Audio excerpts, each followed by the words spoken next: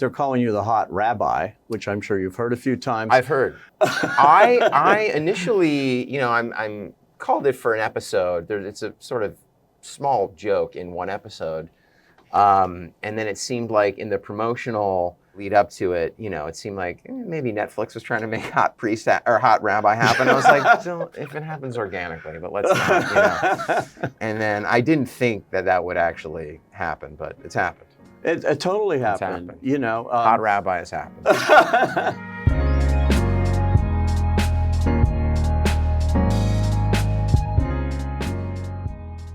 Something I did today freaked you out?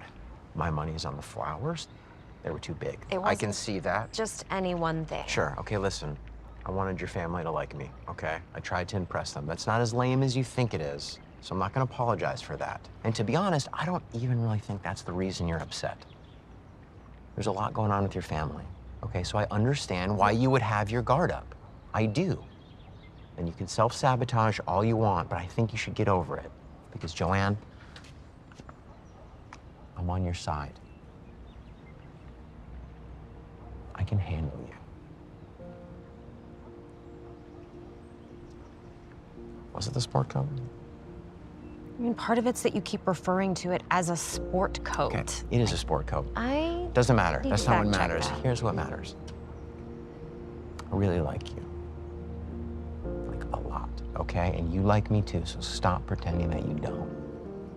Welcome to the Actor's Side. Today, you know him for many years now. There are full generations that have grown up with this guy and followed your whole career, I've discovered, from the OC and now to a terrific show called Nobody Wants This, but apparently everybody wants this because it is a hit out of the gate, and Adam Brody has been nominated already for Golden Globes, SAG Awards, won the Critics' Choice Award, my group, and more to come, I know. Welcome, Adam Brody, to the Actor's Side. Thanks, thank and you for having me. Congratulations, wow. Thanks. Did you know, taking this on, that, in the day of, it didn't used to be that way. Some shows would have to grow and get a following and things, and this one, just out of the gate. Yeah, no, I didn't know, and I mean, you never know.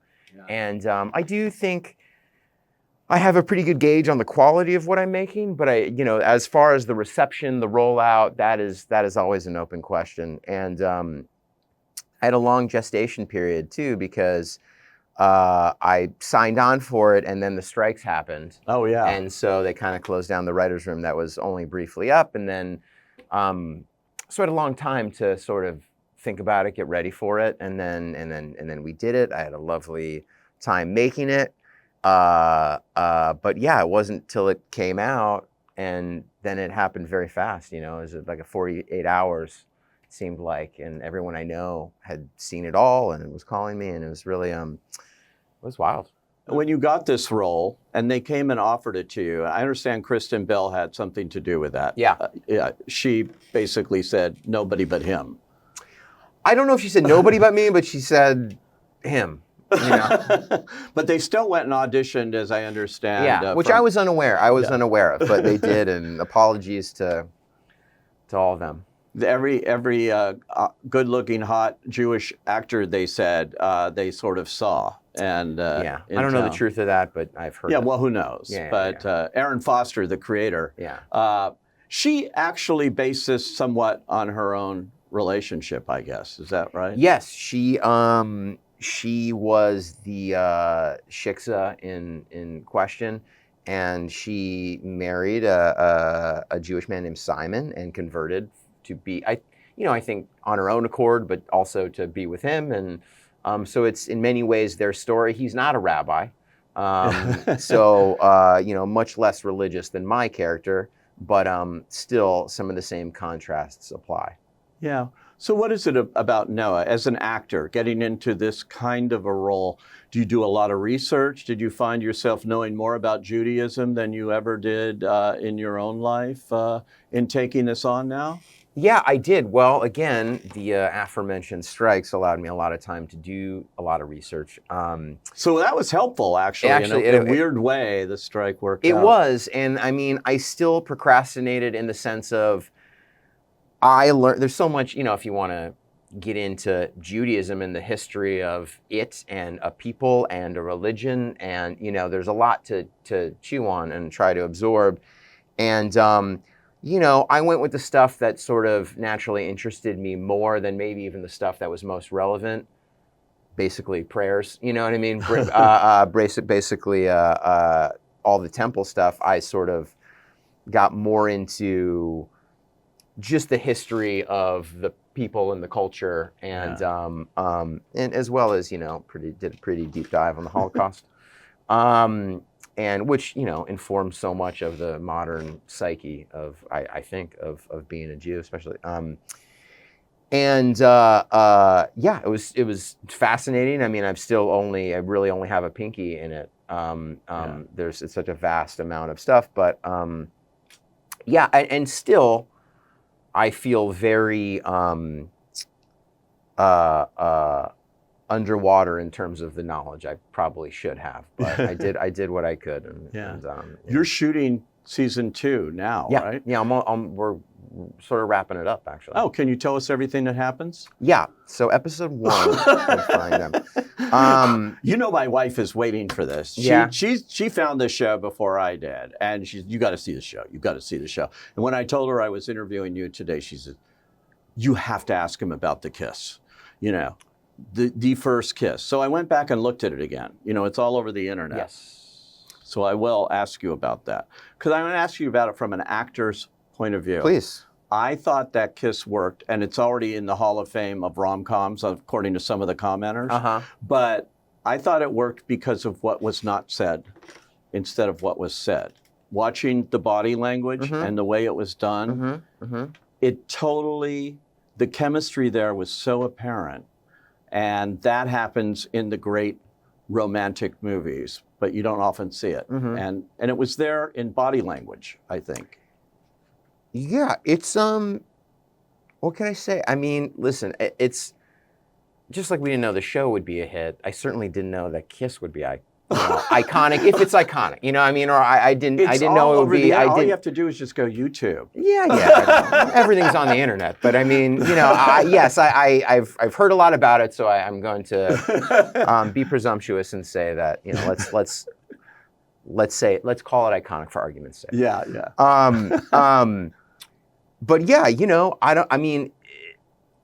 in the script, it says something to the effect of they share the greatest kiss of their life, or all time, or something, and obviously they're being hyperbolic, but still. So, we knew it needed some real estate, and a lot of it most of it, I would say, isn't the kiss itself, but is the anticipation, is really drawn out. It's on somewhat of, this is maybe less relevant, but it's on kind of an iconic street. It's on Vermont, under the Los Feliz 3, which is, for Angelino's pretty iconic place, which, it's kind of, it doesn't hurt. Sort of the LA equivalent of Central Park or something. Yeah, like in a Woody Allen movie. Yeah. You're looking at the skyline.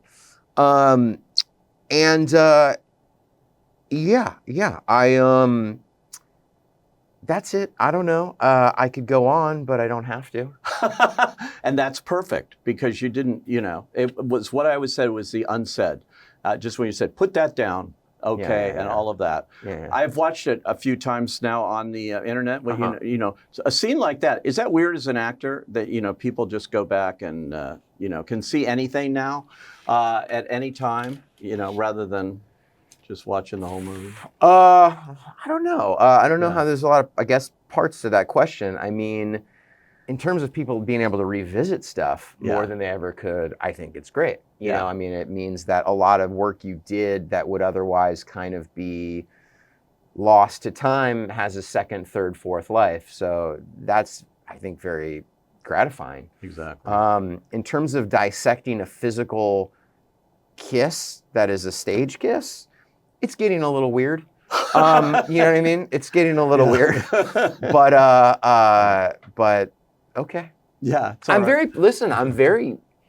I'm truly very proud and flattered that has taken on a life of its own. It's not,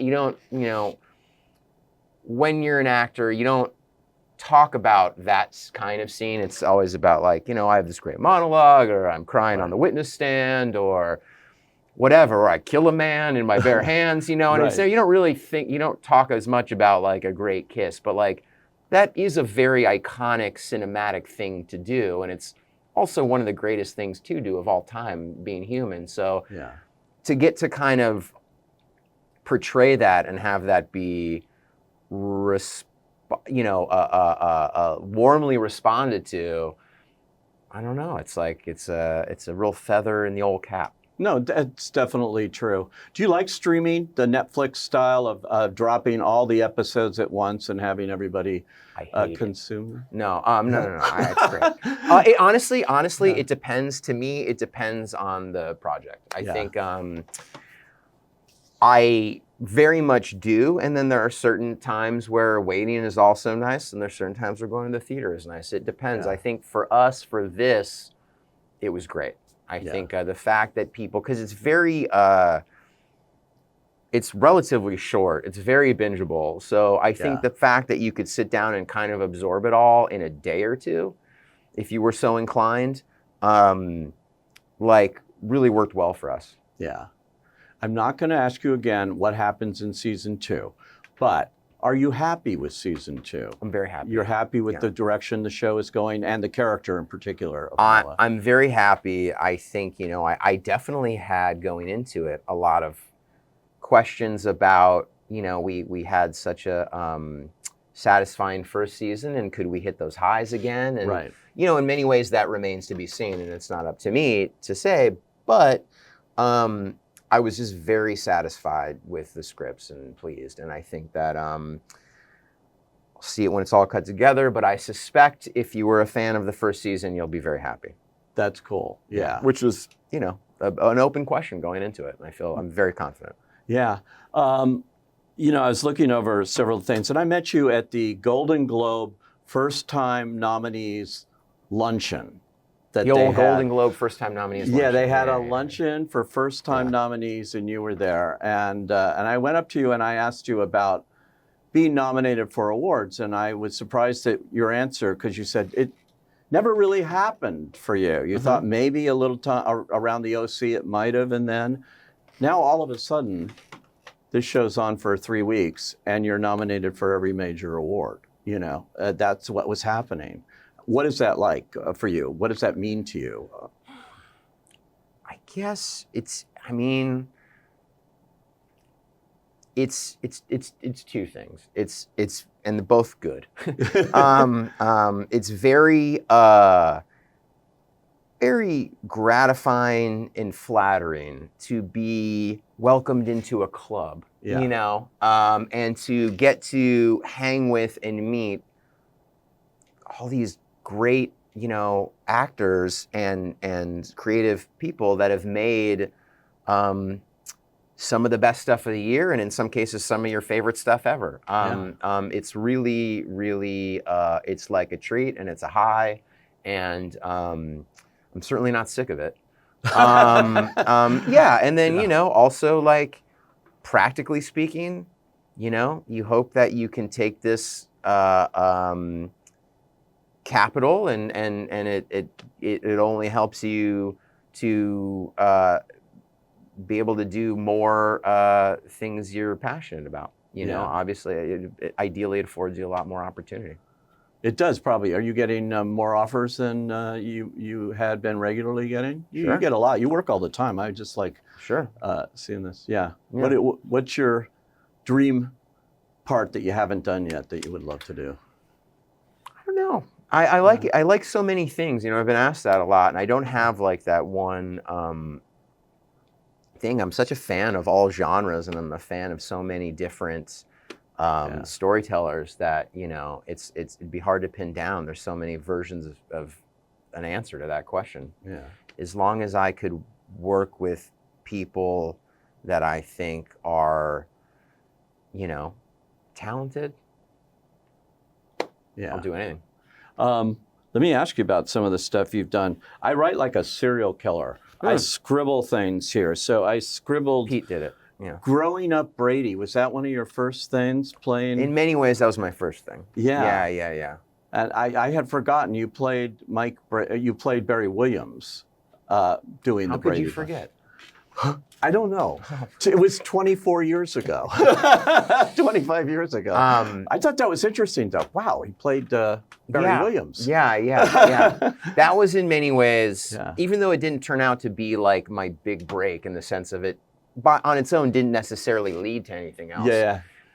It did allow me to, I mean, in terms of a success story, nothing has been to me more of a sort of overnight success in my career than that. I had moved up to LA the literal year before, having never acted and having, no experience. And you were just going to try acting? I was going to try it for a year. Not even high school drama? No. And I was going to try it for a year and see if I was any good, see if I could get any traction. And if I wasn't, I was going to retreat back to San Diego or somewhere and, begrudgingly go to school. And I would just, take it sort of year by year and make sure, I had to have some results. Otherwise, I didn't want to waste my time, my life. Yeah, and then a year to the day, I celebrated my 20th birthday on that set, at the time being the lead of this, NBC TV movie and going into the Paramount studio gate every day for, for a month. It was... it allowed me to quit I was valet parking at the time and allowed me to quit that job, which I actually kind of liked. But it was a real, I'll never quite have that high. I could work with anyone tomorrow and it wouldn't be that feeling of euphoria that doing that was. That's, I worked at Paramount for 12 years on various shows, and every time I went on that lot, I felt that way. Yeah. Like that gate is so iconic. Sunset Boulevard. Park in front of the wall that's painted like a cloud, or like a sky. Oh God, yes. Yeah, that's where they shot Star Trek 4, the one where they go out after the whales and things. I don't. The dream for like the cliche. I don't think I saw it, but like is that Star Trek people will be walking by smoking cigarettes, and stuff. But you're suddenly thrust into that, and then I went home and then. Didn't work for, it felt like years, but I did work relatively quickly after that. But it was also a heavy come down because, I was so employed and then I was so unemployed. But that was that's the most magical job I've ever had. And then you did a picture I saw. I don't know how many people saw it, but Grind. And about skateboarders and things. You saw it, huh? Oh, yeah, I saw it. Why? I see everything. Okay. Yeah. I'm a film critic, but I did see it, actually, and I thought it was sort of fun. Yeah. But I just read somewhere that Brad Pitt, who you co-starred in Mr. and Mrs. Smith, said it was one of his favorite movies. Is that true? He told you that? If he did, I forgot. Okay. And also, I'm just going to go out on a limb and say it's not one of his favorite movies. It's like in print. But I will say... I had so much fun making it. Yeah, I can imagine. Tony Hawk was involved, right? I was young. I knew then it was it was fun to make. Yeah. It's not great. I knew it. It wasn't a surprise to me even at my relative young age then. I think I had a pretty good handle on what we were doing. But it has its fans. I mean, I would say... not all that often, but maybe once a month, somebody tells me to this day, oh, I love that movie. And I think it's because as someone who grew up skateboarding and surfing, Hollywood doesn't make that many movies about those sports. Not anymore. Yeah, even then, there's not that many, it was Gleaming the Cube and that was it for skateboarding. I think maybe there's one I'm forgetting, Thrasher. And Thrashing, I think Josh Brolin. And then for surfing, it was Point Break, and there was North Shore, and that was it. And my generation. Big Wednesday, too. This is the generation before, but yes. I'm talking 80s, 90s. But yes, Big Wednesday. And anyway, so you just really, if you're the right age, if you're in junior high at the time and you're looking for something, you really hold on to those. So there is a generation of, I would say, kids who were in elementary school or junior high who love Grind. Yeah. And that's very sweet. That's cool. It's cool. Did you do all your own skateboarding, or would they let you actually? I didn't do all. I mean, I could skate a bit, but I didn't do anything that you'd get hurt on. I think there's spots where we're going off ramps Yeah, and the stuff that insurance people. wouldn't be us. Although I don't remember how much my character did that or not. But Yeah. yeah, there's definitely stunts we're not doing. But we're all cruising around. No, it's very cool. Okay, I'm going to ask you. It's not just insurance. I also didn't want to drop in on a half pipe. Exactly. So I saw this movie too, but I didn't remember that you had actually played Harry Reams until I was reminded of this. Very famous porn star, Deep Throat, and all of that. Yeah. That must have been a wild experience of going into doing that movie. That was. There's a great stacked cast in that. So working with a lot of fun people and. Great cast, it was Amanda. Yeah. I'd worked with Amanda before. I knew her. We were pals, and it was also, I haven't done that much period stuff. Honestly, I've done about 3 things in the 70s, and that's the only period I've really done. So that was fun. It was fun to do a little research. He wrote a book. Maybe he wrote it. I don't know, but it's about him. And he's an interesting guy, actually. A smart guy. Yeah. Died maybe 5 or 10 years ago. That's interesting. So I'm getting to the OC here. Of course, that's still iconic. 4 seasons. You played Seth Cohen, and again, instantly people love that character, and they should. It was not shot in the OC. I've discovered. I actually, watching that show, it looked just like where I live. I live in Manhattan Beach, and Hermosa, all of those. Yeah. That's actually where you made this show, right? Yeah. We filmed it at Manhattan Beach Studios. Yeah. When we were on location, I remember the pilot was up. The Cohen house was up above Trancas Market and Zuma in Malibu, right? The house that we then modeled the stage house on. I heard it burned down maybe in the Woolsey fire. Oh, wow. There's some symbolism there if you want to ascribe something to it. So then a lot on the stages, and then when we would go on location, I sort of don't remember. I remember the Archer School for Girls on Sunset, sort of by the 405, was our high school when we were doing exteriors. Yeah. Beautiful old Spanish building. And then I remember we did some stuff on the Redondo Beach Pier. Yep. I randomly revisited that. I was on the pier recently. I was like, oh, this is from the early. I think this is the bait shop, which was our our peach all pit. there. Yeah. Yeah. But I kind of don't remember where location-wise we spent most of our time, but I assume it'd be in the South Bay. Right there, yeah. Certainly, we didn't do a lot in Orange County. That I do know. Yeah. Everyone thinks, oh, that's the OC, and then you go down there. It's funny because, I mean, maybe to no one but me, but I'm from San Diego. I've lived in, really San Diego and then half my life, and then Los Angeles half my life. And yet, Orange County, I don't know shit about Orange County. I've barely been there, which is ironic. People still come up to you, I'm sure they must, all the time, and want to talk about Seth. You've actually played 2 Seths, because you played Seth again in Fleischman. Yeah. Yeah, which was a good show. Yeah, I love that show. Jesse Eisenberg's a genius, by the way. He's a genius. He sat here one day, and I just, he's just does it all, He's scarily intelligent. That's scary, yeah, I know. He's so bright and he's so sweet. Some of these movies are so great. Thank You for Smoking. You were Rob Lowe's assistant agent. Mm-hmm. Yeah, that was Jason Reitman, great director. That was a really, really, I don't know. I haven't seen the movie in a long time, but I mean, I loved that movie, and that was a great experience, and it's a very memorable one for me. And Jennifer's Body, quite an interesting movie. Yeah. And you played a rock star of sorts in that, which you are in real life. You have a band and all of that. I in my 20s. You did. I played drums. Okay, decently in a band. Big Japan. It was super fun.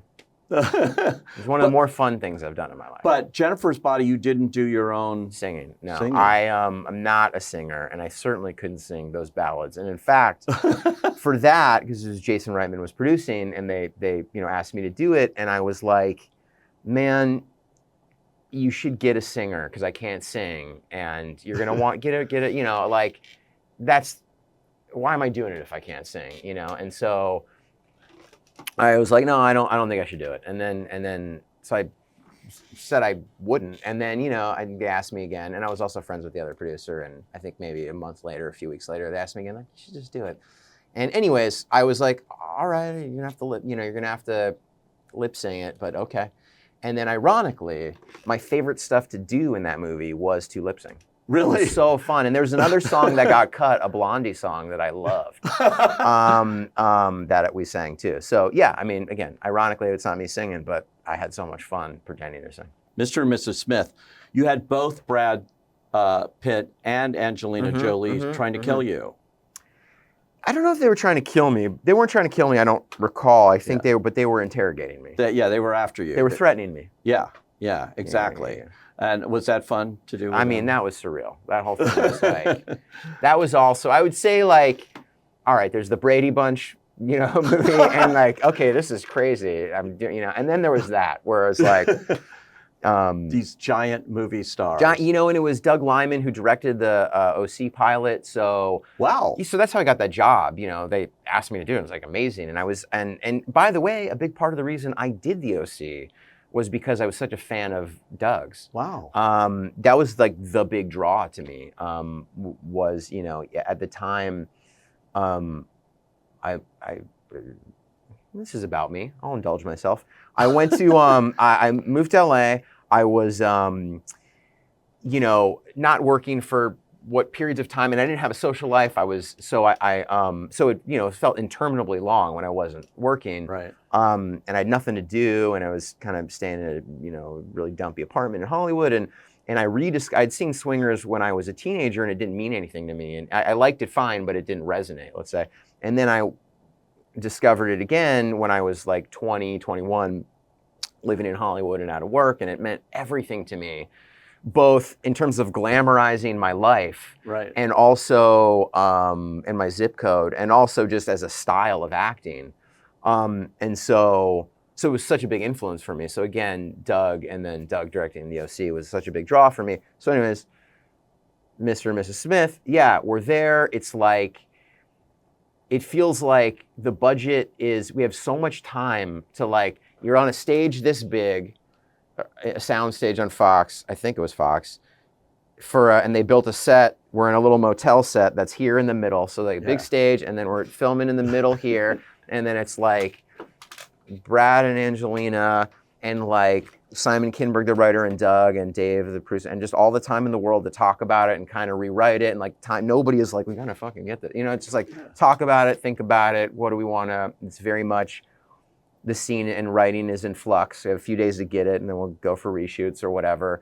And they were lovely.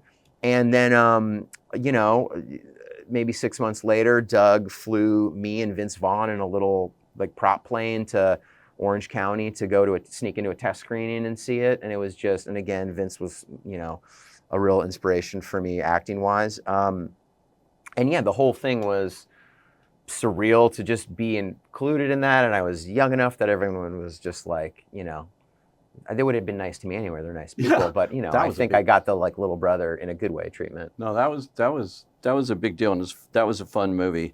And you've done lots of stuff. Promising Young Woman, another movie I love, by the way. And I mentioned this in the brief time I met you. In the Land of Women was always one of my favorites. Oh wow, of really? Recent years. I love that. Meg Ryan, and you, and all Olympia Dukakis, and of course Kristen Stewart. Yeah.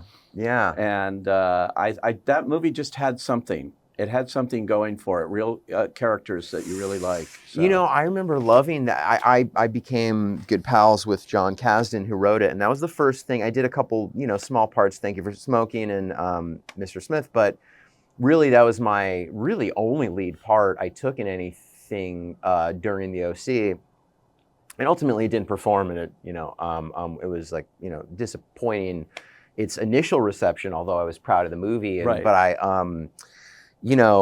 reading the script, meeting John, filming it, it was so memorable for me. And I remember reading it and going, he was, so 25 when he wrote it. 20, it was just, I just remember thinking it's so polished, so impressive.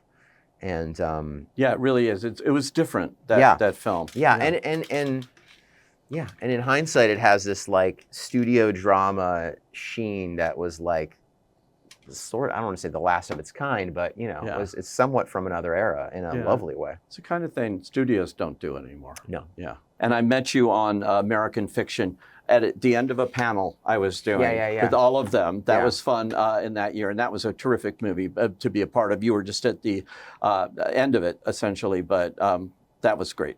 Yep. Yeah. Did you have a good time on that one? I had a great time. In fact, that was a surprise because, I was asked to do it. I was like, and the script didn't have the script was called, I think, Fuck at the time. It was. Yeah. And I was like, okay, they're not going to call it that, but okay. And it seemed almost like Gonzo, and it's like, I really liked it. I thought it was super funny. I was a huge Jeffrey Wright fan, but it seemed like you've got this like farcical kind of storyline, and then you've got this very grounded family storyline, and I wonder how these two are going to be married, but I'll go do it. And I went, and I flew to Boston, and I filmed, I have essentially 2 scenes, but they're big. Yeah. And I filmed them both before lunch, one day. So I met, Jeffrey and Cord that morning, wrapped at lunch, got on a plane the next morning, and it was like, I wonder what'll come of that movie, and then That's so interesting. And then it comes, out of Toronto real hot, and then like to get to go on some of that ride with it and see it come together so well. All the way to the Oscars. And those 2 stories, those, in a way, 2 tones blend so seamlessly. Yeah. It was really, it's a joy to watch it soar. No, it was great. It deserved all its success. Yeah. As do you, because I thank you for letting me run through your life and have it pass before you. Sir, thank you for running through my life. And if you haven't seen Nobody Wants This, you got to check this out on Netflix. It'll take you 5 minutes. We'll do it. It is a great show. Can't wait for season 2. Thanks. And this is Adam Brody. Thanks for joining us on The Actor's Side. Thanks, Pete.